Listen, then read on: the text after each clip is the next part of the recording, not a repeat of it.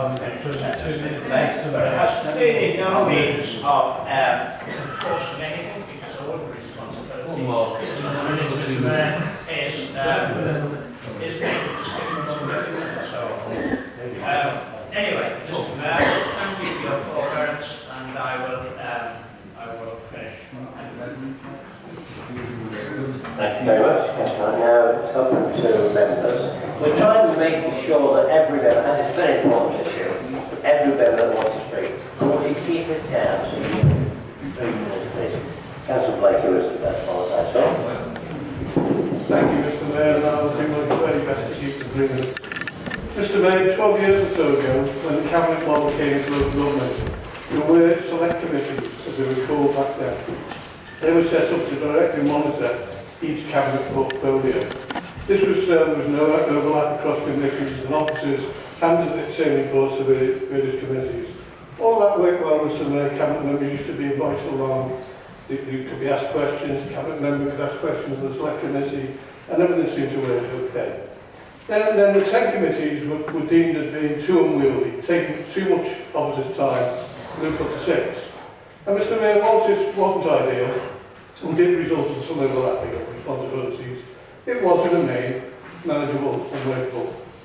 Now, Mr. Mayor, we see that Labour wants to cut the 6 committees to 3, combining some very contentious committees which could prove extremely dangerous, with a failure to be able to scrutinise properly. This is particularly relevant to Children and Young People's Committee and the Health and Committee. Mr. Mayor, we've seen over recent years, and not just here in our borough, catastrophic failures in children's services and adult social services. We all remember Victoria Cllr, Baby P, and let's not forget what was very unfair in overcharging vulnerable adults. I therefore find it incredible and downright foolhardy to think that one committee will be able to adequately monitor and scrutinise these 2 vast departments. Mr. Mayor, this is typical of Labour's control-freak, dictatorial, we know what's best attitude. Mr. Mayor, turning to the area committees, again history shows when area forums were set up, each contained 3 wards in the name, what's coupled with 2, while the geographical spread made keeping it local difficult. So it was agreed by this council the area forum structure would change to 11, each containing 2 wards. This, Mr. Mayor, did make a difference and gave local people a real opportunity to have a say in what went on in their communities. And yet we have Labour wanting to grab power back to the centre by taking away local area forum funding in a vast area constituency committee structure with a token amount of funding far less than the area forum. Mr. Mayor, another example of Labour's failure to understand what the people of this borough want. Finally, Mr. Mayor, let's look at the changes to council procedures. This goes through effectively gag councillors from debate in this council chamber and put even greater power in Labour's hands. Sadly tonight, Mr. Mayor, we are witnessing the destruction of the last vestiges of democracy in Wirral, and the residents of this borough will be ruled by controlling, tyrannical Labour group whose only interest is in having ultimate power to impose its will on the people of Wirral. We've already seen examples, retaining 1.3 million to government, increasing council tax, over 300% increase in car parking charges in some of the borough, and the leaked email showing that Wirral Labour wants to start charging residents to park outside their own homes. And the introduction of the garden waste collection. Mr. Mayor, where will it end? What next?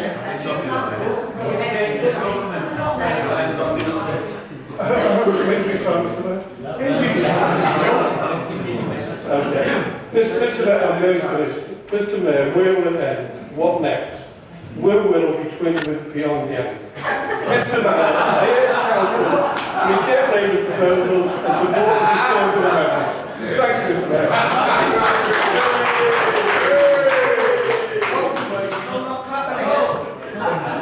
Talking about controlling and tyrannical, the very opposite to that will now ask Councillor Foulkes to speak. Thank you. Right, thank you, Mr. Mayor. I do have to say that this is actually one of the times we probably will have a proper debate, because we have something to debate around. What has been produced is a new constitution or a revised constitution. What we have in terms of amendments are simply objections, and we will say no. So the option that we have to go for on this side of the chamber is to no change. Yeah, we've had all the criticisms of what's gone on in the past, but your answer to that as two parties is effectively no change, because none of us can vote for these amendments. All we've had is a loose description of what the committees are. If you really genuinely wanted to change the constitution, you could have sat down with your mentors or your party organisation, people who can advise you, and could come forward with what it would look like. At the moment, you're asking my members to vote for something that is untried and untested. And at the moment, the only people who've done any real work on this is the council leader, who's put something forward that will change. So let's knock a few things on the head. Councillor Green had the audacity to talk about the brown bin tax. He had the opportunity, and I'll come back to this point, he had the opportunity to move an objection at Budget Council, to remove that from the budget and find where the money was coming from. He didn't do so, yet now he tries to get it into the game. And strangely enough, he has been in power in this council, along with Councillor Hale, along with the two parties' officers, have had a period of power. And did they move from a cabinet and executive scrutiny split? Did they take us to that Shangri-La that they now talk about? No, they didn't. They had the chance, they had the time, they had the opportunity, they did not do so. We had the votes in the council, you could have done that, you didn't do so. So let's move on. There's enough things. I'm going to get lectures tonight. I think we're going to get a lecture about getting rid of two committees. One of them is around adult social services and adult safeguarding. We had a training session on Monday night for adult safeguarding, a very informative one. Talked about the new structures, how the council was delivering it, the staff, people, what it meant. Who turned up? How many Conservative members turned up to that training session? How many? Not one. Not one. Sadly, I don't know what's going on within the Liberal Democrat group. We've read the headlines about it. I don't know what's going on there, but none of those turned up. And sadly, I have to say, only 5 members turned up, but gladly, they were all Labour members who bothered to turn up. If that's the measure of your contribution or our contribution to learning about safeguarding, then we still have some way to go. Safeguarding is enshrined in the corporate plan. It can be enshrined in the year's work or the work programme of the new committee that will take over that. And there are lessons to be learned from combining looking at children's safeguarding and adult safeguarding. That is a lesson that we've learned from the past, and that would suit better if it was all under the same committee, because the lessons learned from children, which we have apparently a better record than adults. I just remind people again, the committee system, without the detail, without the budgets, is not any very much different than a cabinet system, and people will recollect and talk fondly about it. I will remind this council though, it was the committee system that actually put in the policies that led to the overcharging within the Kanowski report. It was a committee system that made that decision. So if you think the committee system is foolproof, it ain't. If you think the cabinet system is foolproof, it isn't. What I do believe though, and what I am very shocked at, is the lack of engagement of certain senior members in the process we are going through. We've been there, we've been to the floor of the pavilion, and the atmosphere is better than in this chamber. We've had a place to talk, an atmosphere to contribute, to bounce ideas off each other. But we have not had the engagement. We now see that apparently that training isn't good for councillors. Learning about subject matter in detail that they're going to scrutinise is something that is a perk. We have the training mafia who are apparently monitoring us and making criticism of us going to training sessions. If that's an organisation that is looking backwards, is not looking the right way, or anybody, staff and everybody need better training to do their job better. I don't care who you are, what party it is, so I would ask if the reflection at the safeguarding adults is people responding to this threat or this perceived threat that training is a bad thing. Please resist. Please resist those people in your groups who are saying do not attend training. please attend, please make best use of it, because the more people attend, the more value for money it is for us and citizens of the borough. Area forums have had mixed success.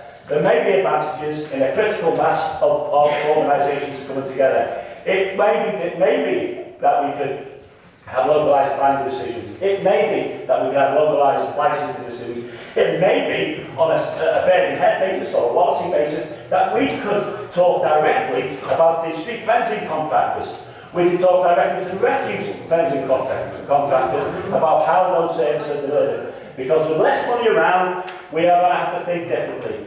The opposition have put amendments forward that say do nothing effectively. They haven't put something forward that I can personally vote for. I am prepared to some debate. I'll sit down now, Mr. Mayor. Thank you very much.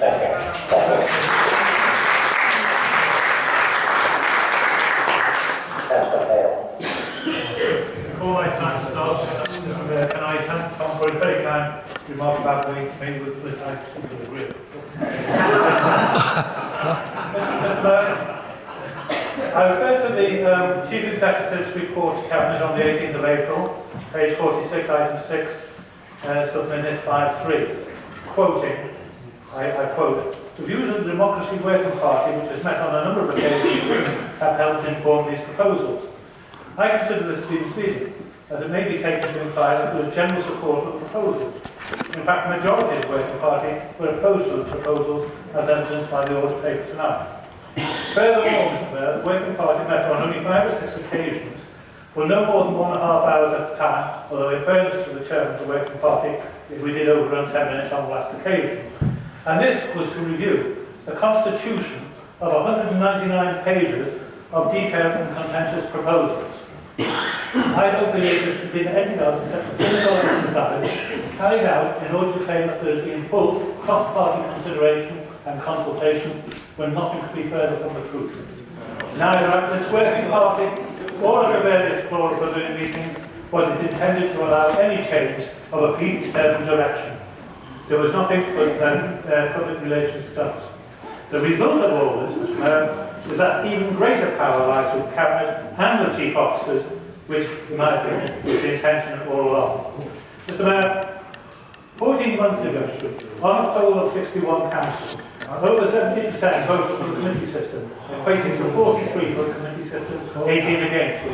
Even if you assume that the 5 voting members, non-voting members supporting the present system, and the 8 new Labour members supporting the present system, there would still be 35 in favour of the committee system and 31 in favour of the overdue and scrutiny system. Of course, Mr. Mayor, that was a secret ballot. George Davis intimated at the Democracy Working Party recently that we could have another ballot for the public vote. Bring on the whips, George. Democracy Labour style. The plain fact is that democracy is best served when all parties, in proportion to their numbers, are represented in the decision-making process at all levels of the council. Concerning the overview and scrutiny committees, let's kill off one kite being flown, that is that the overview and scrutiny committees will have more powers. At present, these committees can determine the subjects on which they want reports and their regularity. They can call in Cabinet decisions for consideration and propose amendments, but without decision-making powers, since their deliberations can be overridden by Cabinet. The Overview and Scrutiny Committee can take any area within their remit, whether or not subject to previous Cabinet decisions. For instance, on the forward plan, it could be from just Edward and their services. Examine it and send recommendations, not decisions, they're not allowed to do that, recommendations to Cabinet, who may amend or accept or reject them. Nothing in the new Constitution adds to these powers. The only thing that has changed is the name of the committees. On the other hand, they may lose powers. If you look at Article 6.2, page 16, dealing with the powers of the Coordinating Committee, there is ample opportunity to interfere with and constrain the activities of the other policy and performance committees, and is, in my view, designed to do so. The changes, if I may come to the council procedures, are clearly designed to reduce the time available for opposition members